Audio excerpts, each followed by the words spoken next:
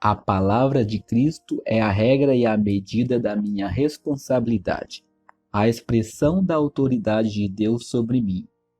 É direito de Deus e o título de Deus é absoluto e abrange todo o meu ser em obediência. Ele exerce sua autoridade imediatamente pela palavra.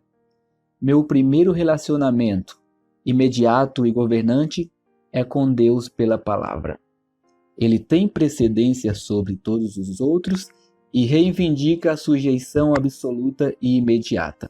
Devemos obedecer, é o estandarte do cristão, mas devemos obedecer a Deus em vez dos homens. É uma reivindicação absoluta de Deus, que se revelou totalmente e se revela imediatamente a nós pela palavra. A importância deste assunto não pode ser exagerada. As Escrituras são a palavra de Deus para os homens, a revelação de si mesmo, a declaração de sua vontade. Sua voz falando em amor, com muitos avisos e com toda a autoridade. Elas não podem ser quebradas, disse o Senhor em João capítulo 10, verso 35. Nelas aprendemos o caminho da salvação. Elas são suficientes para fornecer completamente o homem de Deus, 2 Timóteo 3,15 ao 17. Aquele que não obedece a elas não é companhia adequada para nenhum cristão, 2 Tessalonicenses capítulo 3, verso 14. E aqueles que as torcem e as rejeitam, o fazem para a sua própria destruição, 2 Pedro capítulo 3, verso 16. Esta palavra viva e que permanece para sempre é a espada do Espírito, rápida, poderosa. É o discernidor ou crítico dos pensamentos e intenções do coração do homem, para ser ouvida e obedecida, e não para ser criticada por ele. Tal tesouro em nossa posse coloca sobre nós a solene responsabilidade de ouvi-la e estarmos sujeitos a ela, para que possa exercer seu poder vivo sobre nossas almas.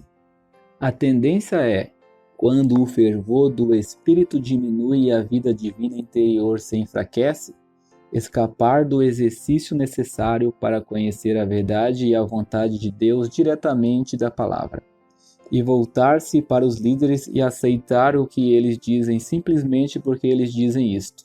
Este é o caminho fácil, mas o mais perigoso, pois o ouvido se torna embotado para todas as outras vozes exceto a favorita. E então o resultado é muitas vezes zelo carnal por alguma linha especial de ensino ou procedimento eclesiástico que pode não estar totalmente de acordo com a palavra, e que pode ser adotada sem aquele exercício de alma que a sujeição à palavra exige, e assim se formam seitas e partidos. É verdade que a palavra exorta. Lembrai-vos dos vossos líderes, Hebreus capítulo 13, verso 7.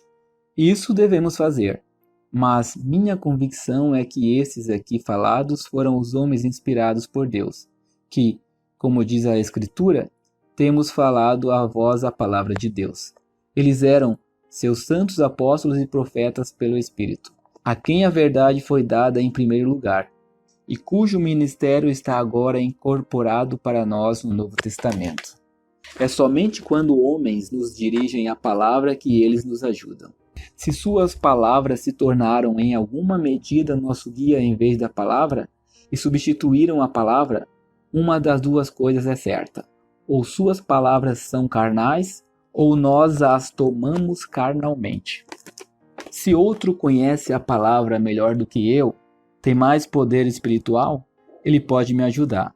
E isso é de acordo com a vontade e a mente de Deus. Mas ele não se interpõe entre minha alma e a palavra, mas me leva a um conhecimento mais completo do que Deus me diz nela. Minha alma está cada vez mais em relacionamento imediato com Deus por meio de sua palavra. A consciência também é frequentemente tomada como guia e padrão em vez da palavra.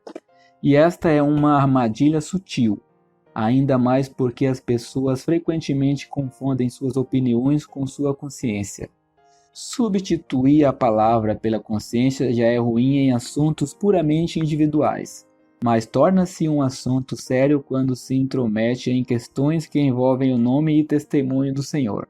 e quando assume o lugar de ditador na comunhão dos santos e no serviço dos servos do Senhor. Tememos que muitas vezes a palavra simples não seja solicitada ou posta de lado, e a consciência, ou o que se diz ser consciência, tomada como um guia mesmo neste recinto sagrado. É de extrema importância que vejamos o fim do mandamento, que é o amor de um coração puro, uma boa consciência e fé não fingida. Mas devemos primeiro ter a palavra, e a consciência sujeita a ela. Então tudo ficará bem. Sem isso, causaremos sérios danos aos interesses de Cristo na terra. E quanto mais sinceros e zelosos somos, maior o dano. Como Saulo de Tarso, que, com uma consciência perfeitamente sã, acreditando que prestava serviço a Deus, perseguiu a Igreja de Deus e a devastou. Agora, trecho da correspondência do John Nelson Darby, volume 2, número 337. Meu caro irmão, quanto ao ponto principal em que você me escreveu, não tenho a menor dúvida nem desejo de reter meu julgamento. Pelo contrário, reconheço como todo cristão consistente que o cristão deve estar sujeito aos poderes que existem. Mas tornar a lei de qualquer terra a regra ou fundamento do julgamento espiritual é negar a autoridade da palavra e do Espírito. Antes, importa obedecer a Deus do que aos homens. Atos capítulo 5, verso 29. Supondo que eu fosse obrigado por lei a enviar meus filhos para uma escola onde a infidelidade seja ensinada, você acha que eu deveria fazê-lo?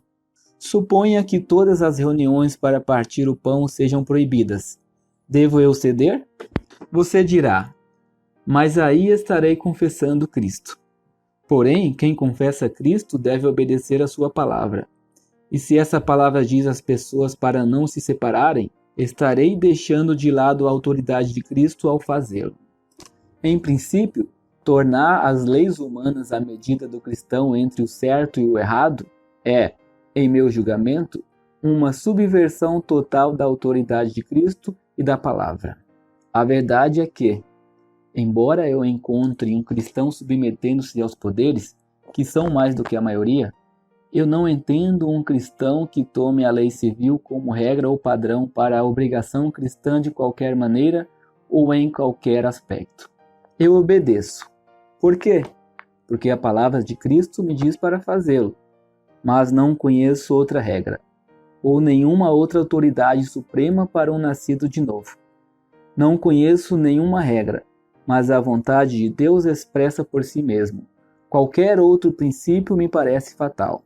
A questão, e a única questão, é: a palavra de Deus a pronuncia válida?